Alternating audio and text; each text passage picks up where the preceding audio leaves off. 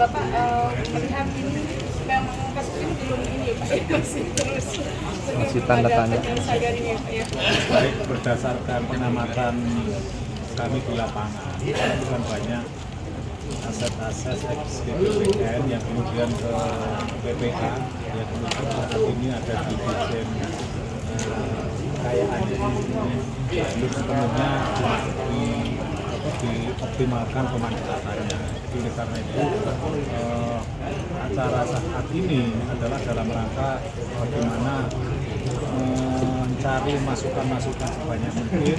Kemudian dari kesimpulan ini nanti akan kami sampaikan ke pemerintah. Yang dalam hal ini Presiden Joko Widodo.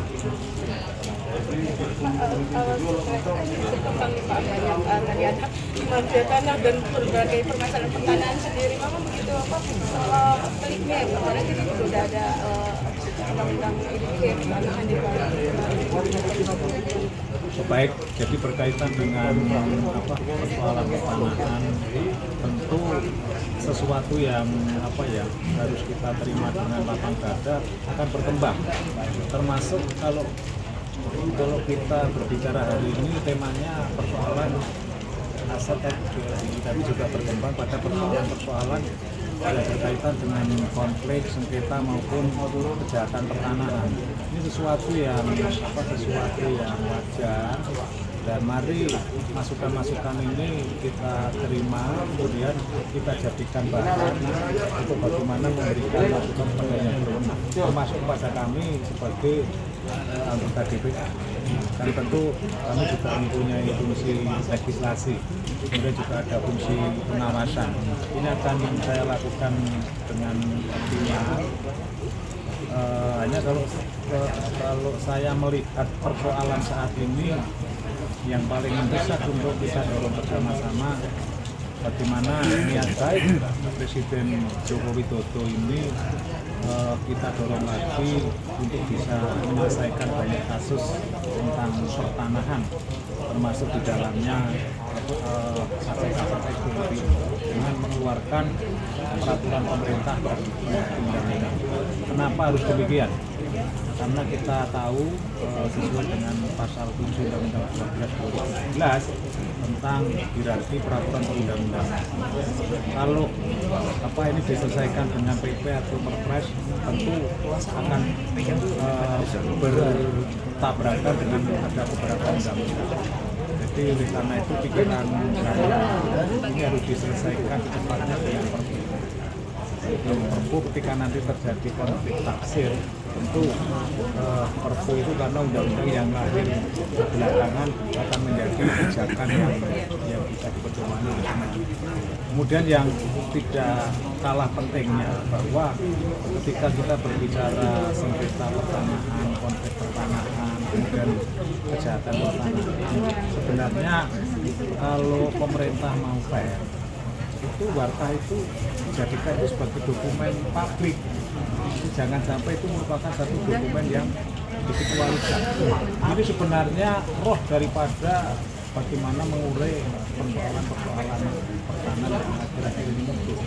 Kemudian juga saya mengusulkan agar secepatnya RUU tentang masyarakat adat segera diundangkan, karena ini bisa memberikan satu kepastian masyarakat adat atau kawan-kawan kita yang masuk masyarakat adat.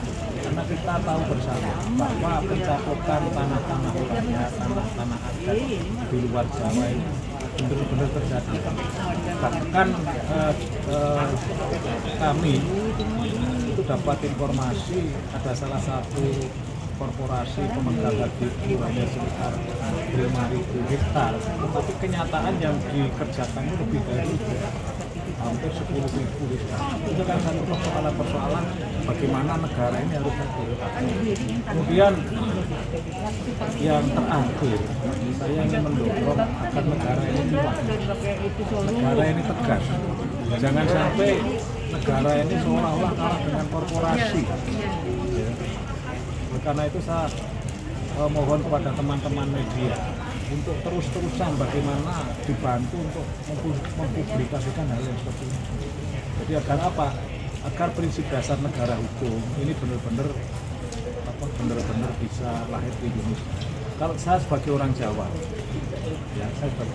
saya ingin mendorong lahirnya Ratu Adil. Jadi Ratu Adil itu bukan sosok pemimpin seperti presiden atau itu bukan, tapi ratu itu peraturan. Jadi adil, peraturan yang ditegakkan secara adil. Sing salah disalahke, sing bener dibenerke. Sudah itu jangan ditawar-tawar. Saya kira itu. Pak, alasan penutupan dokumen Warka itu apa sih Pak sebenarnya? Jadi kan bikin penasaran juga nih Pak. Gini.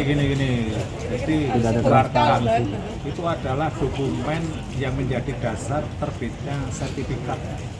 Itu bisa HM, bisa HB, HGB dan lain-lain. Nah, kalau ini sih saya akan memberikan satu contoh. Satu misal Profesor Widihandoko ini punya objek warisan yang sebenarnya ini punya Pak Widihandoko. Tapi tiba-tiba haknya Pak Widihandoko ini saya rampas dengan kejahatan. Saya melakukan permohonan pendaftaran untuk memperoleh dokumen sertifikat dengan semua dokumen palsu. Nah, ini muncul dokumen sertifikat atas nama saya, atas nama Pak Rianto. Dan sebenarnya kalau kita berbicara secara yang sebenarnya itu milik Profesor Widihandoko ini. Nah, ketika ini tidak dibuka oleh undang-undang bahwa dokumen Warka itu adalah milik pemegang sertifikat. Nah, padahal sertifikat yang saya peroleh itu dari hasil kejahatan saya. Ini masuk negara melindungi. Nah, masuk Profesor Widihandoko tidak diberikan satu kesempatan untuk membuka. Lah repotnya, ini ketika dibawa ke pengadilan pun akan berpegang pada asas legalitas. Karena sertifikat merupakan bukti yang kuat. Sedangkan pemilik yang sebenarnya tidak bisa menunjukkan itu. Jadi ini bagaimana negara bisa menjadi kayak begini. Nah, oleh karena itu ini menjadi tugas kita bersama, khususnya saya yang saat ini dipercaya rakyat untuk menjadi anggota DPR. Saya ingin bagaimana bermanfaat. Teman-teman media dukung semuanya ini. Mempunyai niat baik. Pak, saya bertanya Pak, 2 tahun lagi kan pemerintahan Jokowi akan berakhir. Bapak optimis nggak dengan masalah lagi? Setidaknya 50%, 70% bisa diselesaikan masalah pertahanan ini Pak. Ini 2 tahun sisa. Kalau saya tidak akan berandai-andai, tapi saya akan melihat niat baiknya Presiden. Jadi siapapun nanti penggantinya, Presiden, itu ketika regulasinya itu sudah diberikan seperti yang tadi saya sampaikan dengan peraturan pemerintah pengganti itu, tidak akan ada masalah. Kawal siapapun pemerintahannya, jadi biar tentu track, jadi tidak terpancang itu presidennya siapa. Artinya dorong terus Perpu ini ya Pak ya? Dorong paling terus tidak Perpu. bisa masalah pertahanan ini bisa sedikit teratasi walaupun semuanya. Jadi oleh sebab itu forum ini sebenarnya saya mengundang dari KSP, dari BPN, dari Kemenkiu, kemudian dari Kemenkumham, saya yang hadir dari Kemenkumham. Jadi oleh karena itu bisa saja nanti teman-teman media untuk menginisiasi untuk bisa mengundang beliau-beliaunya. Ya, nanti kita kolaborasikan. Intinya bagaimana kita sekarang untuk berpikir yang jernih. Jadi oke lah, persoalan masa lalu kita tutup. Kita sekarang berbicara masa depan, kita isi pada hal-hal yang menurut saya positif. Progresnya ada sebagian berhasil, ada sebagian belum. Tapi kalau menyangkut mafia abad ini, terutama yang gede-gede ya, jadi itu memang kita butuhkan yang namanya perpu tadi, ya. Kita keluarkan itu 3 lembaga dalam perpu ini karena kalau apa namanya mafia gembongnya ya, kan belum tertangkap sekarang. walaupun ada perintah presiden, terakhir presiden saking mangkalnya ya, padahal dia orang Solo, gebuk gitu. Tapi nggak ada respon itu dari pembantunya untuk melaksanakan itu. Padahal kalau mereka undang kita FKMTI, kami bisa tunjuk hidung. Yang perlu digebuk itu siapa? Di FKMTI banyak.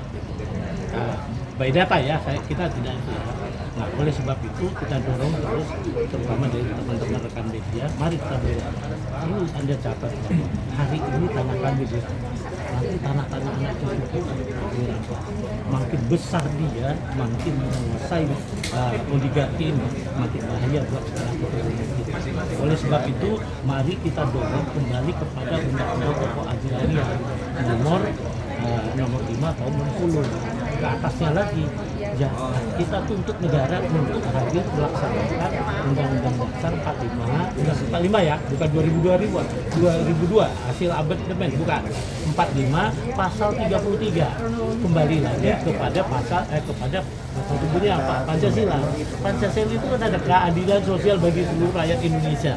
Sekarang saya tanya, ada korporasi 6 juta hektar, ada saudara kita 1 petak, nggak punya 1 meter, cuma satu disiapkan negara 1x2 untuk nanti akhirnya kan pertanyaannya adil nggak? Di mana Pancasilanya? Pertanyaannya gimana negara bisa mengadil, bisa nggak? Itu yang kita pilih. Baik Pak Budi, Pak melihat dari ini dari Pak Arianta selaku anggota DPR juga dari perjuangannya ini kan juga sebuah acara ini kan sebuah usaha dari DPR kan Pak untuk menerima aspirasi dari ini. Pembuatan perpu. Iya, ini positif karena ini bagian dari sistem negara.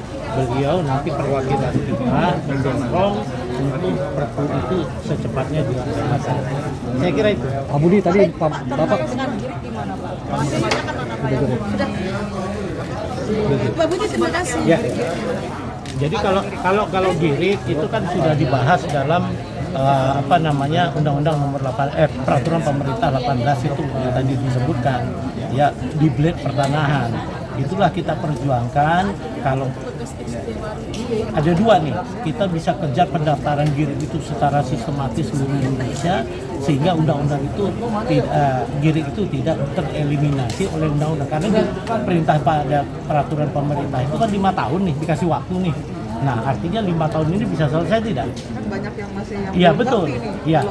Oleh sebab itu kita mendorong dibentuk ad hoc tadi supaya pendaftaran secara sistematis melibatkan seluruh rakyat Indonesia segera mungkin kita lakukan, sehingga nanti tanah kita itu jadi jejak gitu. Jejak artinya gini, kenapa terjadi konflik? Karena data-data yang digunakan bukan alas dasar hak kepemilikan awal. Karena apa? Yang bertarung di pengadilan bukan yang awal, sementara FKMT mendorong adu data alas dasar awal supaya ujungnya nanti tidak konflik berkepanjangan. Contohnya, si A pemilik tanah yang berantem di pengadilan B dan C, menang C datang ke A ngambil tanahnya. Karena dia tidak punya kekuatan finansial dan koneksi, dia kalah, dia pasrah. Tapi begitu anaknya nanti punya kekuatan, dia buka lagi. Artinya apa, Bu? Kita nggak berkesudahan masalah pertanahan. Oleh sebab itu FKMTI mendorong, yaitu tadi bentuk secepatnya. Kita dorong Pak Jokowi. Dia sudah punya niat baik. Nah, apakah dilakukan nanti? Ya, kita tidak tahu gitu ya. Tapi kalau syarat FKMTI sebelum dia lengser itu bisa tercapai. Ini menjadi legacy baik buat beliau, gitu ya. Kalau syarat FKMTI dijalankan. ad hoc itu bagaimana maksudnya? Bisa dijelaskan lagi yang dibentuk ad hoc itu yang ad hoc itu khusus bagian pertanahan, Pak. Jadi kalau dulu kan gini, kenapa ada KPK? Kan dulu ya, ada kejaksaan, ada kepolisian, terbentuk ya KPK kan? KPK kan ad hoc. Ya, kurang lebih seperti itulah. Ya, oke. Pak, sorry Pak, satu lagi. KMTI ini enggak memperjuangkan juga tanah rakyat tambang, Pak. Tambang tanah. Karena gini, Pak. KMTI itu gini, perampasan itu ada 5. 1 di perkotaan, perkembangan, kedua di perkebunan, ketiga di pertambangan, keempat itu di infrastruktur. Kan paham kan infrastruktur ya. Nah, yang kelima itu di pemecahan wilayah. Nah, di semua ini porsinya masing-masing caranya. Kalau di pertambangan nanti yang ada di FKMTI datanya IUP-nya di mana, yang diambil di mana gitu. Nah, itu yang biasanya digunakan kekuatan negara. Begitu juga di perkebunan, dia dapat 2.000 hektar gitu ya, tapi yang dia kuasai nanti 3.000, 1.500 itu digunakan kekuatan negara untuk mengusir. Gitu. Itu sebabnya harus adu data kan, kita dudukkan datanya selesai gitu. Itu ya.